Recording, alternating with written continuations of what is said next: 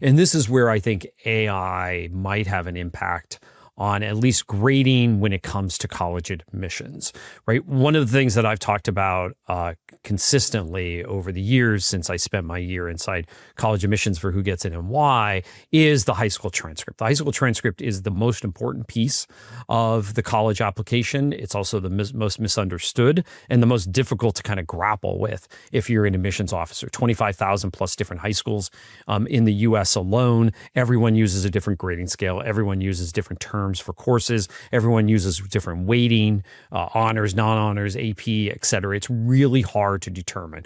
And what big public universities have been able to do, so I talk about this in the book, University of Washington, because they get so many in-state applicants and they enroll so many students in-state, they know over time an A at Lakeside in Seattle, a private school in Seattle, equals this at the University of Washington compared to an A at a public school down the street. And I'm not saying, by the way, privates and publics are any better right, on but any just of two this random, necessarily, but just two random places.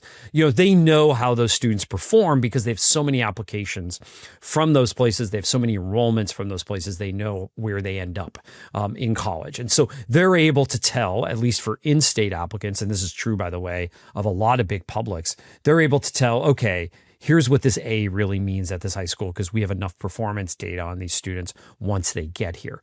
I actually think that AI overall can really help mitigate this on the transcript, might be able to help us at least understand across schools, across the data that we have on students, not only at big publics, but small privates, smaller privates as well. It might at least be able to give us a transcript that is easier for admissions officers to understand. That might not help out on the grading side, but it will at least help out on the admissions side. So I have a little hope for this. I still think we're a couple of years away from that, but I know there are experiments going on with the transcript. And again, this is where I think it could help on grade inflation. Well, just stay on that 1 second, that last piece, which is interesting.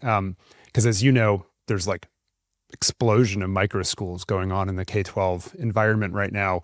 It's going to be even more opaque to admissions officers what these things mean.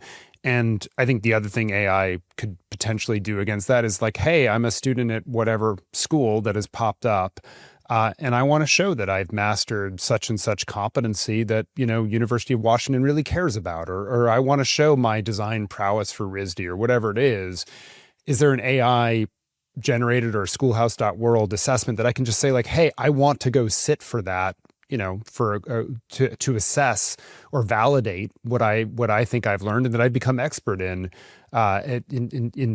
applying myself here. And you could imagine through Mastery Transcript Consortium or things like that, to your AI point, that there's a variety of ways of reflecting the jagged profiles of what you've in fact learned over your high school time. And maybe that actually allows for more exploration, more experiential learning, less standardization of the topics, if you will, in high school, and frankly, less pressure for every kid to, you got to do your 4 years of math and your 4 years of this and your 3, right? Which is a little cookie cutter and limiting, I think, particularly in this age of AI where jobs want you to have experience, as we've discussed.